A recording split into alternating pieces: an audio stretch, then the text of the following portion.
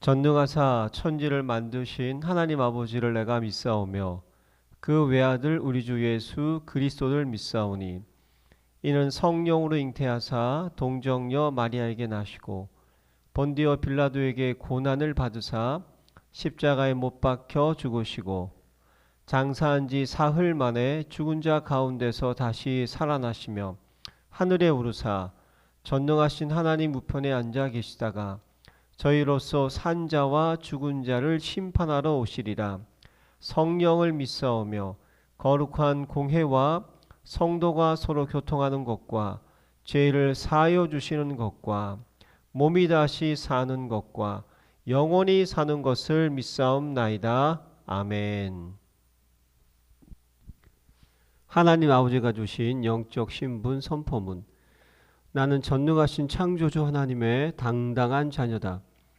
나는 이전 것에서 완전히 거듭난 새로운 피조물이다.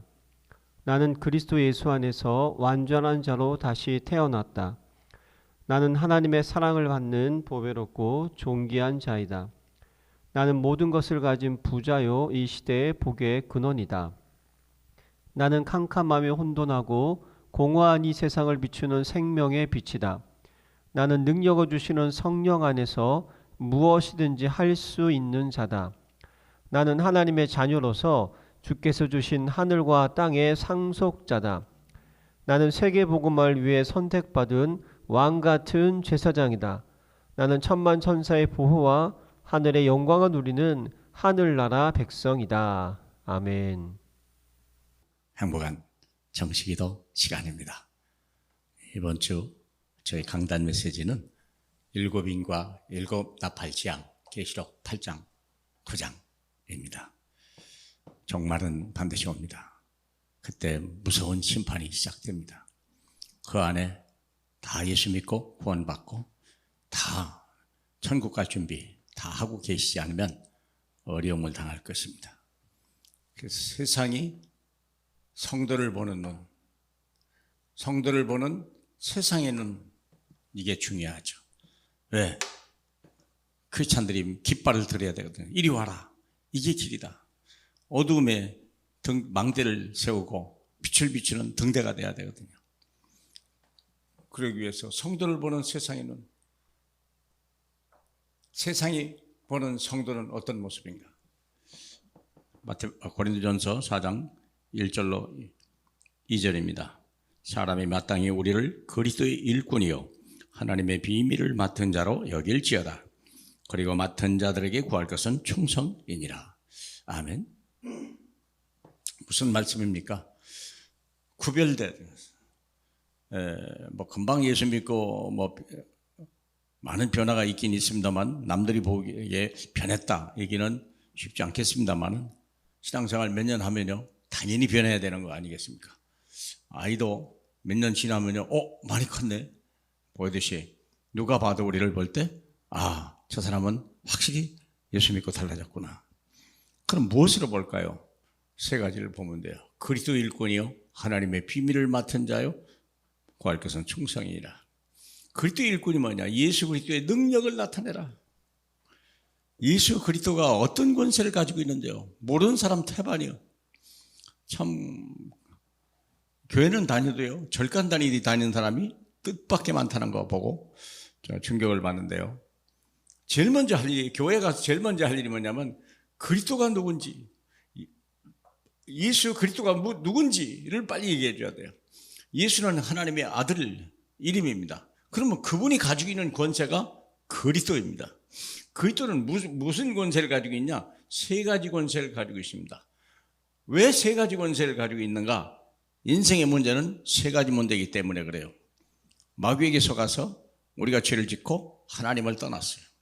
다시 말하면 그 바람에 우리는 운명에 잡히게 되고 우리는 죽음을 당하고 지옥을 가야 되고 이 땅에 사는 동안에 하나님을 떠나서 내가 내 인생의 주인이 돼가지고 내가 내 인생을 책임져야 되는 비참한 인생이 된 거예요. 무거운 짐을 지고 갈 수밖에 없는 우리 인생이 된 거예요. 그 인생의 문제는 세 가지입니다. 어떻게 했냐? 그래서 세 가지. 그래서 그리스도도 세 가지 권세를 가지고 오신 것입니다. 왕 중에 왕으로 오셔서 사탄이 가지고 있는 운명과 재앙을 완전히 막아내는 박살내는 일을 왕 중에 왕을 가지고 그래서 그분이 부활하심으로 인하여 사망의 세력을 잡은 자와 마귀를 박살내버린 거예요. 두 번째는 제사장의 권세를 가지고 우리 대신 십자가에 죽으시고 부활하심으로 인하여 사망과 지옥의 권세를 완전히 막아버린 거예요. 완전히 박살낸 것입니다. 무덤 문을 열고 나오셨어요. 예수 그리스도가 말고는 무덤 문을 열고 나온 자가 한 사람도 없습니다. 죽음을 피한 자가 한 사람도 없습니다. 그런데 예수 그리스도는 사망과 무덤을 열고 다시 부활하셨습니다. 그래서 참 제사장의 권세로 우리를 구원하셨습니다. 참 선지자의 권세로 하나님 만나는 길을 열었는데 구원의 길을 열어준 거예요. 이 땅에서 우리는 하나님을 만날 수 있는 길은 없습니다. 오직 육신을 입고 오셔서 우리 대신 갈보리 산에서 십자가에 죽으시고 3일 만에 부활하신 그 예수 그리스도, 왕 중의 왕이요 참 제사장이요 참 선지자이신 그리스도만이, 그분이 누구냐? 예수죠. 그 예수가 세 가지 권세를 가지고 우리의 모든 문제를 해결하셨다. 그게 그리스도의 일꾼이요. 그걸 나타내야 돼요. 그걸 선포하고요. 그 증인이 돼야 되거든요. 그리고 두 번째는 그리스도의 비밀을 맡은 자다. 내 어떤 욕심이나 동기나 내 명예나 이익이나 계산할 필요도 없다. 오직 하나님의 뜻을 위해서 거저 받았으니 거저 줘라. 특별히 치유, 특별히 모든 운명에 잡힌, 질병에 잡힌 자들, 질병에 잡힌 자를 치유하고 운명에 귀신이 잡힌 자들을 빨리 자유하고 삶의 무거운 짐에서 빨리 회복되는 기쁨을 넘치게 하고 모든 일에 함께 하셔서 늘 도와주시 끝까지 책임지시는 하나님을 만나는 그 감사가 넘치는 사람이에요. 이게 그리스도의 비밀을 맡은 자예요. 그리고 맡은 자에게 구할 것은 충성이니라. 언제 어디서나 집에서든지 직장이든지 어떤 일을 만나도 항상 생명과 가치를 발견해야 돼요. 우연은 존재하지 않습니다. 어려운 문제, 힘든 문제, 때로는 억울한 문제를 당해야 할지라도 직장에서요, 다른 사람과 생각이 달라야 돼요. 형들이 요셉을 억울하게 다 노예로 팔아버렸다니까. 자기 동생을 노예로 팔았는데 동생은요 한 번도 형들을 원망한 적이 없어. 왜 그럴까요? 그게 애굽으로 들어가는 길이요 총리되는 첫 번째 길인 걸 확실히 알았기 때문에 그래요. 그래서 언제 어디서나 생을 걸었어요. 요셉이라는 사람은요 노예로 팔려갔는데도 불구하고 보디발의 집에서 감옥에 갔는데도 거기서 또 생을 걸고 헌신하고 충성하고, 그래서 도저히 세상 사람이 해결할 수 없는 영적인 문제를 가는 곳마다 해결했어요. 심지어는 총리가 돼가지고 애굽 전체 바로 왕을 도와서 세상 살리는 일에 쓰임받은 그런 일꾼이 된 것입니다. 사랑하는 여러분, 그래서 우리는 성도를 보는 세상의 눈을 우리가 완전히 바꿔주지 않으면 우리는 세상을 살릴 수가 없습니다. 사랑하는 여러분, 오늘도 귀한 날 되시길 바라고, 오늘도 그리스도의 하나님의 사람들로 온전히 인침받는 귀한 날 되길 주님의 이름으로 축복합니다. 하나님 감사합니다. 오늘이 가장 나를 발견하는 시간이요, 이전 것이 아니라 이제 새로운 것이, 새로운 모습으로 하나님 모든 우리 가족들과 직장에 나타날 수 있도록 축복해 주옵소서. 예수님 이름으로 기도합니다. 아멘.